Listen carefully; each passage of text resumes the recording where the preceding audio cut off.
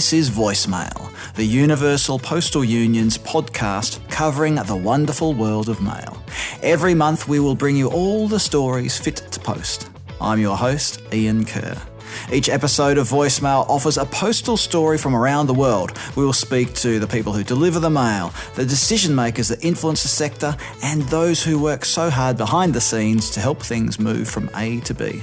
Through personal reflection, anecdotes and insights, we'll look at how the post forms an essential part of the United Nations and its efforts to support sustainable development. The mail is truly a global service, and the UPU, the Universal Postal Union, is the international body that brings the postal world together. Voicemail is part of that spirit of global cooperation. We have an exciting and diverse range of guests lined up for the coming episodes of Voicemail, and in a few moments I'll be joined by our special guest for this episode, Thomas Ellmann from DHL, to talk about DHL's role in distributing the COVID-19 vaccines. Remember to subscribe to the podcast on your favourite podcast platform to make sure you get each episode as it is released. For more information on Voicemail, visit the UPU website at upu.int, upu.int, and follow the links to the Voicemail podcast. So coming up in just a moment, Thomas Ellmann from DHL to talk about distributing the COVID-19 vaccines.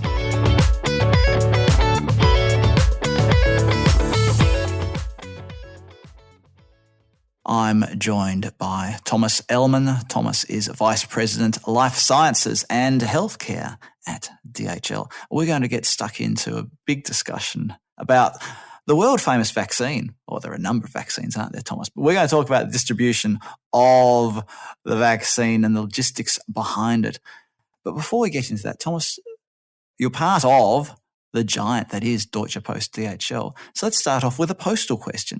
What are your earliest memories of the post, whether it's a postman or the post office? Just tell us a little bit about your early involvement with the post. Yes, sure.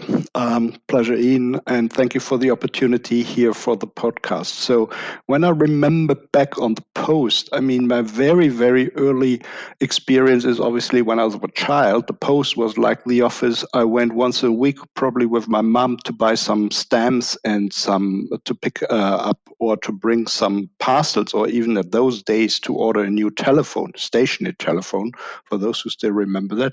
That's obviously a long time ago. So I'm with the company now since 2007, and now what was the German Post has turned into a global company with more than 500,000 employees covering 220 countries in the world. Wherever you arrive with an airplane, you see a yellow DHL plane standing next to the runway, and obviously we're covering the planet and we're enabling global trade. And obviously that's a topic for today's podcast is we play a quite significant role in life science logistics. So big change from the early childhood memories. So tell us a little bit about how you got to be where you are and what led you. You said you've been with the company since 2007. What led you to be in this particular sector? So basically, all of my career, I was working in logistics. When I left university, I was with a couple of consumer goods companies, chemicals companies, and so forth, always part of supply chain and logistics. And then there were some changes in 2007 and changes at Deutsche Post DHL as well, where they were looking basically to people to equip their life science functions in, at that time, it was the European Road Freight Division. So I started there and I was covering industry sectors, life science and chemicals. And since ever then, I've been working in life science logistics and quite enjoying it. And right now I'm in a group which is called Customer Solutions and Innovation. That is in the first place the group's global key account team for the top 100 customers. So where we have 5 different industry sectors, of which life science is one.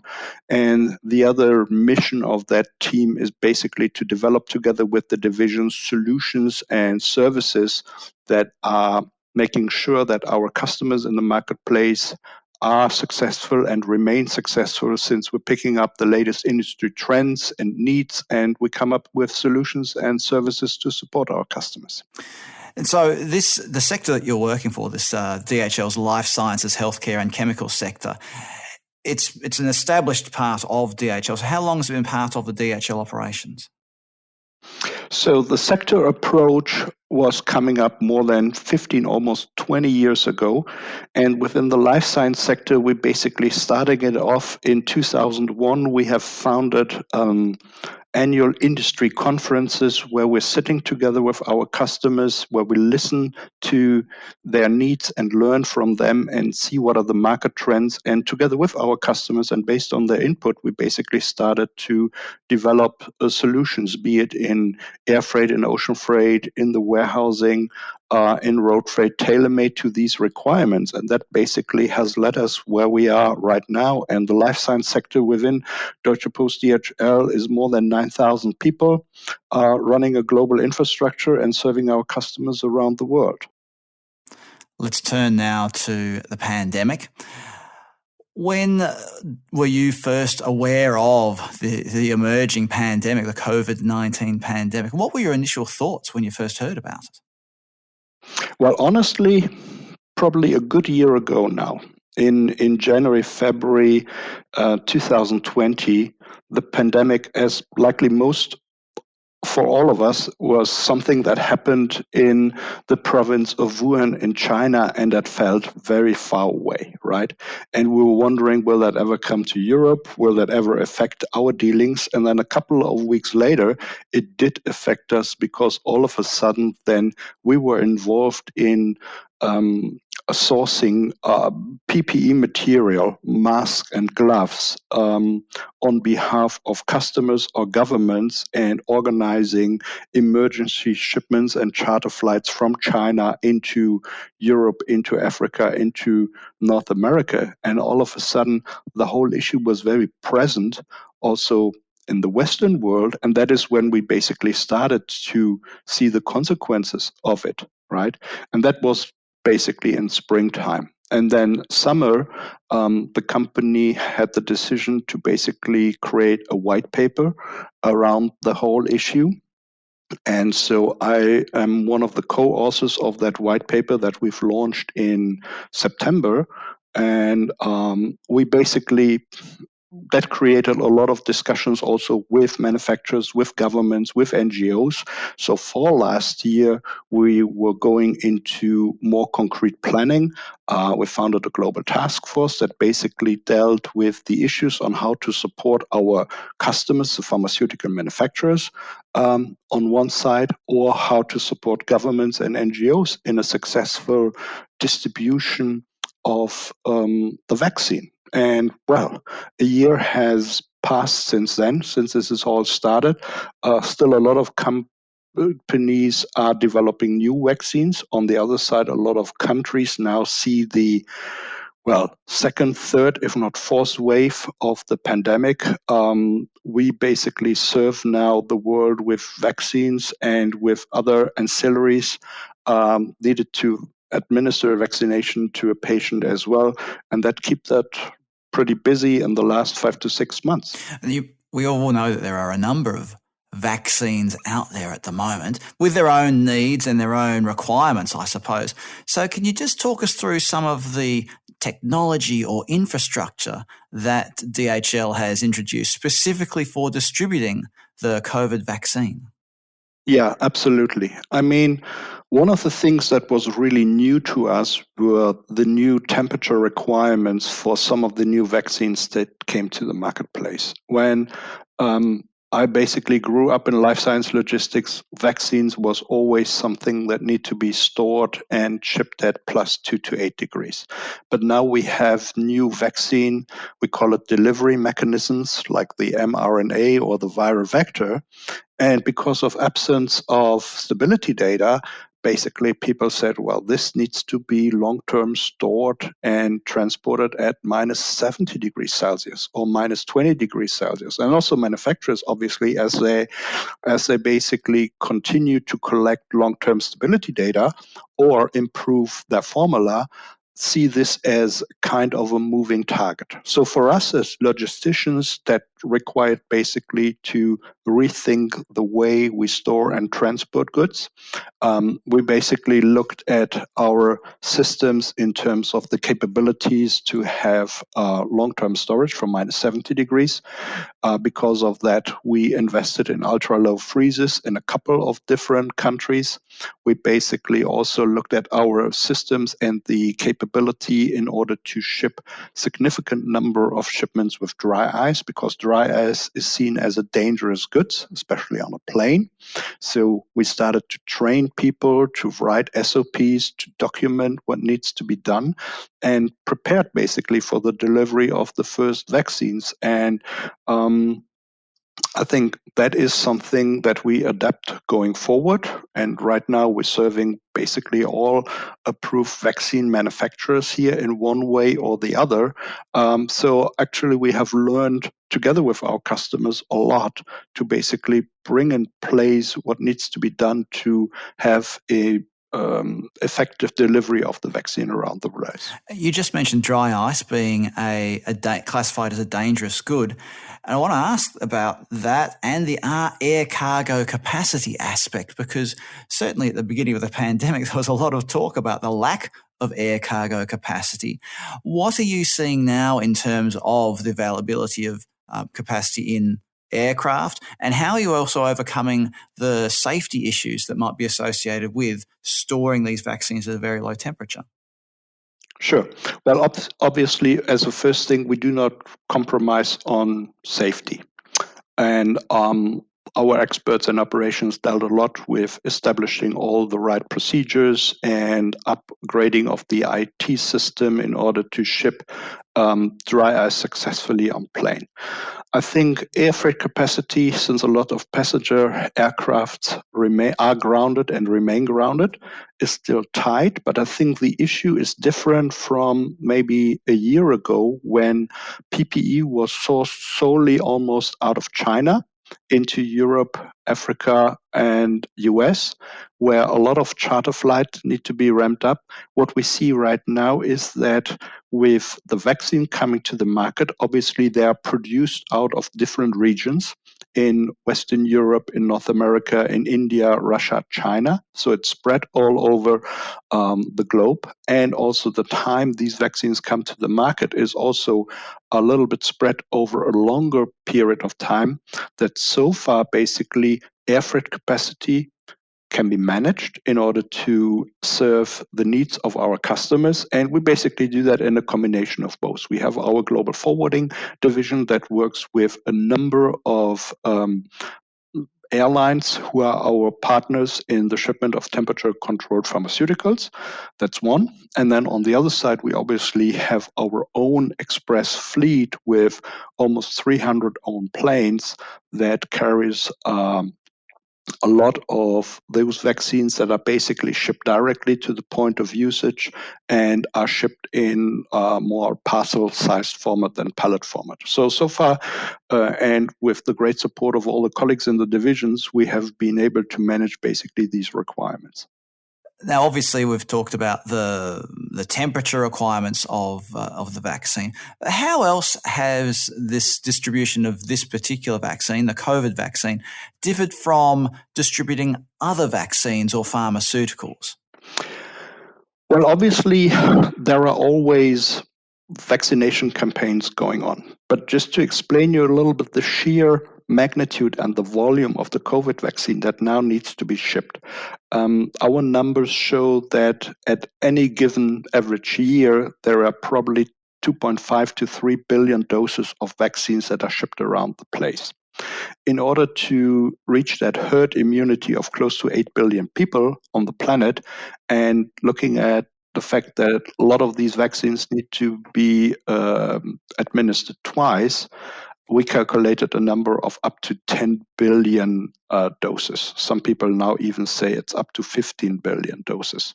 So this is an activity that will basically keep all of us busy, not only this year, but also throughout 2022. And now some people even estimate it will reach into 2023. So it's a huge volume that needs to be managed. That's one. Then secondly, Obviously, we have the temperature regime of minus 70 degrees. We manage that with dry ice. We have also installed some additional measures in our operations that now we have online supervision of the temperature and the location of the vaccine. Something that is basically coming new to our service offering as well. I think the industry in the past so far was happy with passive loggers, where the temperature record could be read out at the consignee at the destination. Now, online tracking becomes more and more a requirement of the marketplace and our customers. Obviously, that brings up additional technology challenges in terms of the logger needs to be approved by IATA and by the airlines in order to do this, right? Because it's in essence a cell phone that keeps on recording and sending while it is on the plane. So a lot of these technical challenges we basically looked at in the last couple of months and found successful solutions to them. You mentioned earlier that this is a truly a global effort, not just from DHL, but from everybody who's responding to the pandemic. Mm-hmm. Part of this is getting vaccines into some rural and remote parts of the world, some very isolated regions that still require to receive shipments of the vaccine. What are some of the challenges that your team has faced when it's come to dealing with delivering vaccines to isolated and rural areas? Yeah, absolutely. It is a challenge. And we saw that even at the beginning of the deliveries, it might be even a challenge for the more developed parts of the world because minus 70-degree freezes are not always and everywhere available. So that even more counts for the low and middle income countries and part of the world. We are in close discussions with NGOs and with governments in those regions. We have basically services in our global network that cater for bringing the material into the main city, the capital or the capital airport, bring it to the customs clearance, depending then on the scope of our activities. It is very often a handover either to the government or to the NGO. Bringing these products into hinterland, I would say, is a challenge and can only be mastered if there is a sufficient infrastructure. And obviously, packaging plays a big role in this whole game as we have services where, for instance, we deliver the product that is secured by dry ice and then have a replenish shipment as well with dry ice to basically allow people to re-ice these products and keep them within the given temperature range in the absence of maybe a stationary freezer. And we see some of these things are just now starting basically. You see pictures of product arriving in areas of Africa and Latin America, which is great because it's a great deal and relief for the country there as well. There will be more volumes to be shipped there. Obviously, people are looking more at volumes that need to be stored and shipped at plus 2 to 8 degrees, which is the kind of normal temperature range and something those countries are comfortable in dealing with. But it remains a challenge in certain places, and it can only be mastered by a close collaboration between all parties involved, the pharmaceutical manufacturer, the logistics service provider, the government, and also the NGO. Now, tell us about the COVAX facility. How did DHL become involved in the COVAX facility? Well, COVAX is obviously the alliance that caters for the procurement of now 2 billion doses of vaccines under WHO and handled via UNICEF. So we are a partner in that setup as well. We have other pro bono activities with the WHO, with our Go Trade and Go Help initiatives. So there is already a long-lasting, strong relationship. And obviously now in the challenge to support WHO and UNICEF in the shipments of these vaccines, we also want to contribute in our area of competence. So we have people who are seconded basically to support the UNICEF, be it in their logistics head offices or in their regional setup. So we see that as part of our obligation also to support here in the distribution of the vaccine for these parts of the world. Thomas, I understand that DHL is also handling local storage and distribution of vaccines. Can you just share some information about that? Yeah, I mean, next to the global transport, in parts of the world, we also step in when it comes to local storage and distribution and executing basically the last mile to the vaccination center.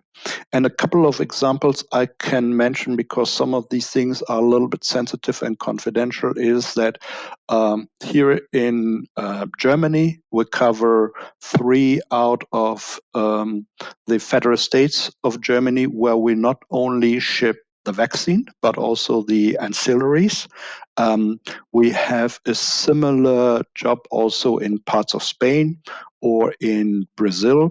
In the UK, where we work closely with the NHS, we basically ship everything but the vaccine. The vaccine, for some other reasons, are handled by the wholesalers, but we basically do everything else: the syringes, the needles, the wound care material, the test kits, even down to furniture to basically equip vaccination centers in the UK. And the UK is very fast in the whole vaccination.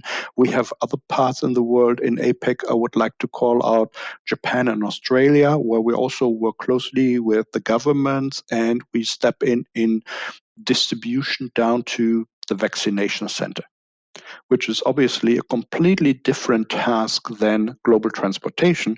But I think in a nice cross-BU work between our divisions in global forwarding, supply chain, and express, we can also basically cater and provide services for that part of the vaccine supply chain.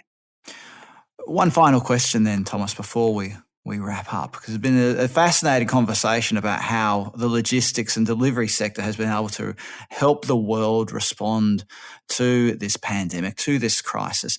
But if we sort of, I know it's difficult when we're in the middle of things to ask a question like this, but if we look forward now, do you feel like there are lessons that we've learned in the logistics and the delivery sector that will hold us in good stead should the world ever be threatened again by another sort of pandemic?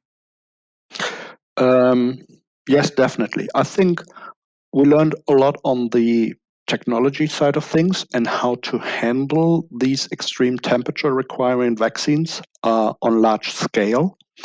I believe now, looking back 5-6 months, so in preparation started in fall, and the first shipments that we have executed were in mid-December. I think in a lot of countries in the world, the vaccination programs are about to start, and the large volumes are still to come. I believe also that we're hearing every day in the news about these different mutants, and some vaccines are more efficient against these mutants than others, and vaccination development also continues. So I believe this whole thing will keep us busy also in the months to come. And I believe as well there is a lot of insight now that it is not a question on if the next pandemic will somehow hit us, but probably other things will come in future to us.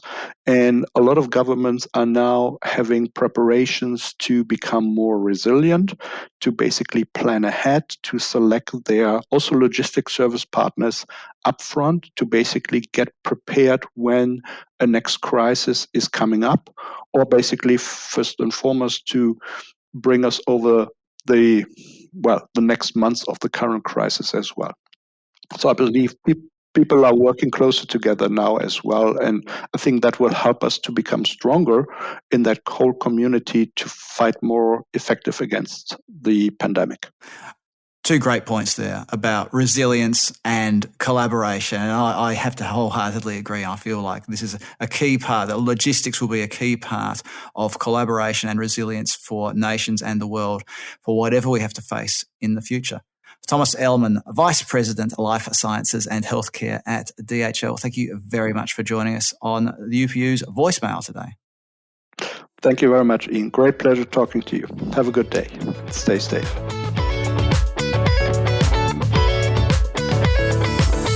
You've been listening to Voicemail, the official podcast of the Universal Postal Union. Subscribe to the podcast on your favourite podcast platform so that you never miss an episode. My thanks to the team at the UPU for their help putting together this episode. I'm your host, Ian Kerr, and I look forward to your company next time on Voicemail, the podcast of the UPU.